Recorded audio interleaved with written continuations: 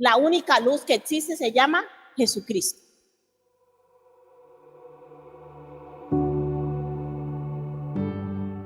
Cuando nosotros desarrollamos una relación con Cristo, el diseño verdadero de Dios cuando nacimos empieza a activarse en nuestra vida.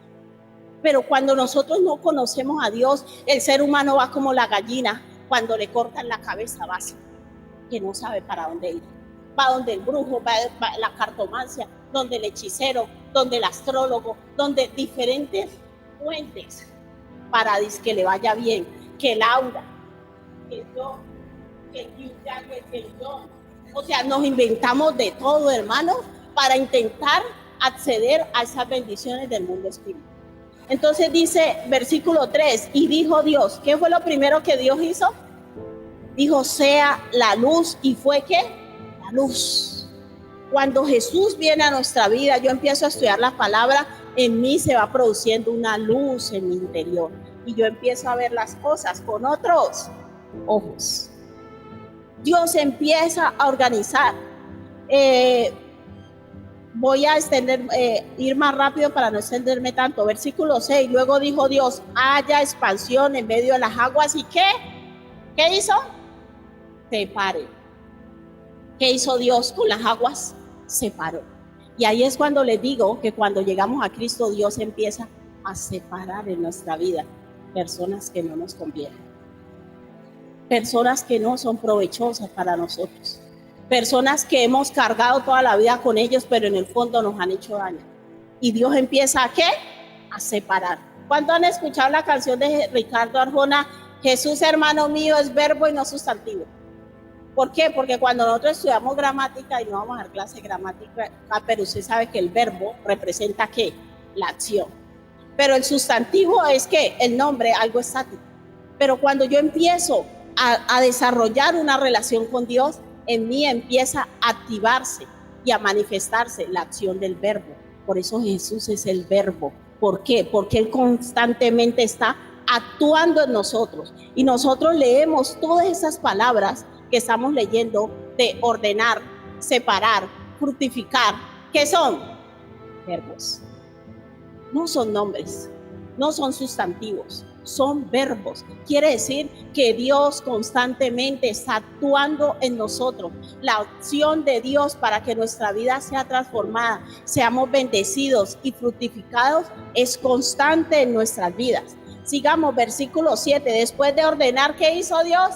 Trajo luz y luego ¿qué? Separar. Porque para Dios separar primero, tienes que empezar a desarrollar una relación con Él. ¿Cómo empiezo? A través de su palabra. Con su palabra yo empiezo a ser iluminado. Entonces cuando Dios me dice, tienes que separarte de esta persona, tienes que separarte de ese estilo de vida, tienes que separarte de determinados amigos, a mí no me coge sorpresa. ¿Sabe por qué? Porque la luz del Señor ya está primero en mí y me ha hecho entender por qué no me conviene continuar con esas amistades. A muchos nos ha tocado cambiar de amigos cuando llegamos al Evangelio. Y es, yo creo que una de las pruebas más difíciles, y es las separaciones cuando conocemos a Dios. Versículo 8, y llamó Dios la expansión cielo y fue la tierra, y dijo también Dios, júntense. Otro proceso que hace Dios, ¿de qué? De juntar. Así como Dios separa también, une. Hay personas, por ejemplo, que Dios pone en nuestro camino para que nos ayuden en este nuevo caminar en Cristo. Y hace lo que llaman muchos alianzas estratégicas. Personas que tú pensabas nunca ser amigo de ella y Dios la une a ti porque sabe que esa persona va a ser de bendición para tu vida. Así como Dios produce separaciones, también produce ¿qué? Uniones. ¿Lo estamos entendiendo? Pone personas en tu camino, te ayudan, te sacan adelante, te animan. Entonces, todo esto nosotros debemos estar pendientes del proceso que vamos. ¿En qué proceso vas? ¿En qué proceso hasta ahora crees tú que estás? Separación. Amén. ¿Cuántos hemos dicho orden? ¿Cuántos están en proceso de orden? Otros están en proceso de separación. Porque a veces se mezclan los procesos. ¿Estamos entendiendo, iglesia? A veces Dios empieza a ordenar, pero luego empieza a separar, pero a la vez que ordena, separa, junta. Entonces es bueno que nosotros vamos entendiendo los tiempos y los procesos de Dios. Por eso se llaman, escucha muy bien, procesos. No quiere decir que siempre será así. Y con cada uno el proceso es diferente, el orden es diferente, pero todos empezamos por el orden. A partir del orden, ya Dios determina si necesita hacer separación, uniones y todo. Sigamos.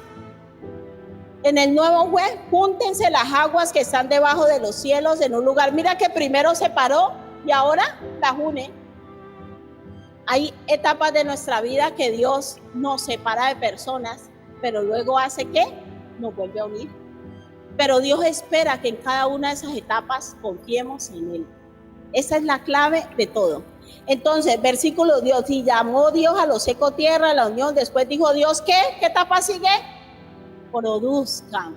Dios empieza a hacer que nuestra vida, cuando empieza ese orden, esa separación, esas uniones, luego empieza a producir. O sea, se empiezan a manifestar una cantidad de bendiciones que no sabemos de dónde venían.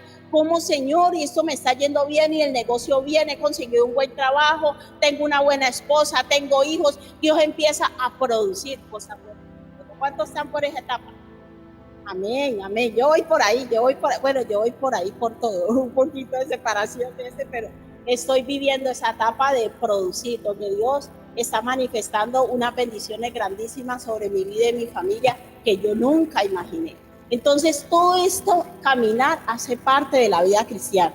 Y después dice, produzca la tierra, empezó a producir cosas, ¿no?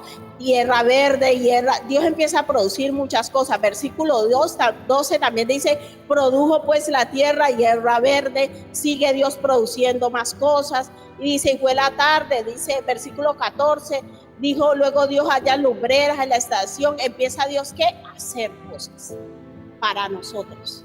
Después de producir, empieza también a hacer cosas en favor nuestro, hacer milagros. La semana pasada vimos el tema de los milagros. ¿Cuántos han recibido milagros del Señor? Amén, amén. Dios empieza a hacer milagros. ¿Estamos entendiendo todas las etapas? ¿Quién las quiere repetir? La primera, ordenar. La otra, separar. La otra, juntar. Muy bien. La otra, producir. Y la otra, vamos por hacer, ¿vale? Hacer cosas. Muy bien, vamos por 5 etapas. Versículo 27, y los bendijo Dios diciendo, y ahora sigue la última que vamos a ver hoy. ¿Cuál es? Fructificar. Bueno, ¿y yo cómo hago para poder vivir esas etapas? ¿Cómo se hace para vivir todo eso? Y allí nos vamos a quedar en Romanos capítulo 12. Vamos por favor a Romanos 12. Romanos, capítulo 12. ¿Qué debemos hacer para poder vivir todas estas etapas que el Señor nos está hablando acerca del proceso que Él nos va llevando? Romanos, capítulo 12, dice, no os conforméis a este siglo, sino que transformados por medio de la renovación de vuestro entendimiento. ¿Cómo hago yo para identificar y entender esos procesos de Dios en mi vida? Lo primero que tiene que ser renovado es mi entendimiento. ¿Qué es mi entendimiento? Mi forma de pensar. ¿Qué pasa? Yo vengo a la iglesia, yo asisto a un lugar donde vengo aquí a alabar al Señor. Aún leo la Biblia, pero siempre y cuando mi forma de pensar no cambie, yo no voy a cambiar. ¿Qué es lo que el enemigo más ataca? Nuestra mente. En el mundo dice, tú eres lo que comes. En Cristo tú eres lo que piensas. Tal cual son nuestros pensamientos, tal cual somos. Si en mi mente constantemente hay pensamientos negativos, yo no voy a entender nada de estos procesos de Dios. Si en mi mente constantemente está la vida que tuve, la infancia que tuve, todo lo que yo viví, aunque yo venga aquí, no se va a producir ningún cambio. ¿Dónde es que Dios empieza a ejecutar todos esos procesos que hemos leído? En mi forma de pensar. En mis pensamientos. Por eso Dios dice, y renovaos por medio de la transformación de vuestro entendimiento.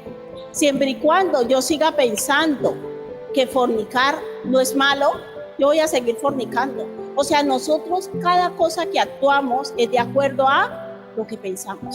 Deje que la palabra de Dios empiece a renovar sus pensamientos. Cómo Dios nos lleva a nosotros a ser igual que Cristo. Cuando yo pienso igual que Cristo. Y si yo pienso diferente a Él, quiere decir que yo no soy como Él. Para yo ser como Cristo, yo tengo que pensar como Cristo piensa.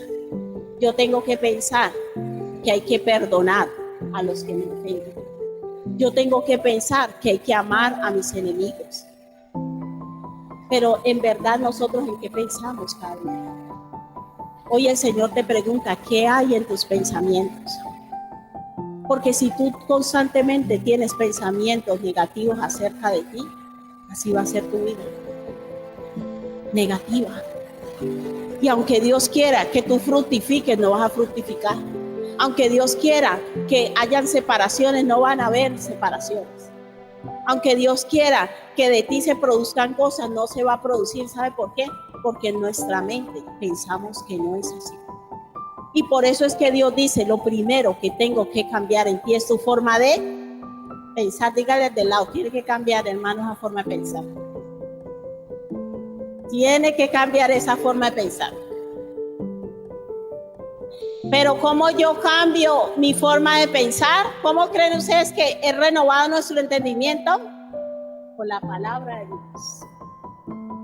Si yo no estudio la palabra de Dios, si yo no aprendo la palabra de Dios, si yo no entiendo la palabra del Señor, mi mente no va a ser renovada.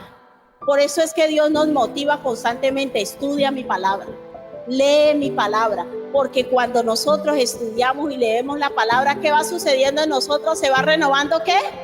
Nuestro entendimiento, nuestra forma de pensar. Esos pensamientos negativos se van, esos pensamientos altivos se van. Todo eso lo va haciendo la palabra de Dios. Pero ¿qué pasa con la mayoría de hijos de Dios? ¿Estudiamos la palabra? Entonces usted lleva 10 años yendo a la iglesia y perdóneme que le diga, y no ha pasado nada. Porque usted, aunque lleva 10 años, usted sigue pensando igual que cuando vino por primera vez. Usted sigue pensando que sin esa persona no puede vivir. Usted sigue pensando que para usted ser feliz debe tener. ¿Estamos entendiendo, iglesia? El problema no está en Dios. Dios nos ama. Dios desea lo mejor para nosotros. ¿En quién está el problema? En nosotros. Que nos falta fe para creer que esta palabra tiene poder de transformarnos y renovarnos. Y Dios quiere, amados, que nosotros empecemos a estudiar su palabra. Vea, hay personas que no tienen control sobre sus pensamientos. El enemigo constantemente le bombardea con pensamientos negativos. La verdadera batalla del creyente está aquí, no en los pecados. No es si yo voy a una fiesta o no voy a la fiesta, y me emborracho o no me emborracho, no. Está en qué estoy en mi mente. Porque si en mi mente está que para yo ser feliz cada 8 días me tengo que ir a una discoteca, meterme una raya, eso es lo que vas a hacer cada 8 días. ¿Estamos entendiendo? Pero si en mi mente está que yo no necesito eso para ser feliz y que Dios tiene cosas más grandes para mí, ¿cómo voy a actuar, hermanos? El problema está en nuestra forma de pensar y por eso Dios dice, renovaos, transformaos tu forma de pensar, y si tu forma de pensar cambia, cambiará tu forma de vivir. No busques cambiar cosas externas, no busques hacer cosas externas, eso no sirve. Lo que Dios necesita es que nuestro pensamiento sea renovado, que tú empieces a creer que eres valioso, que tú empiezas a creer lo que la palabra de Dios dice de ti, y cuando tú empiezas a leer la palabra de Dios te das cuenta que Dios dice que tú eres su especial tesoro. Entonces tú no vas mendigando amor,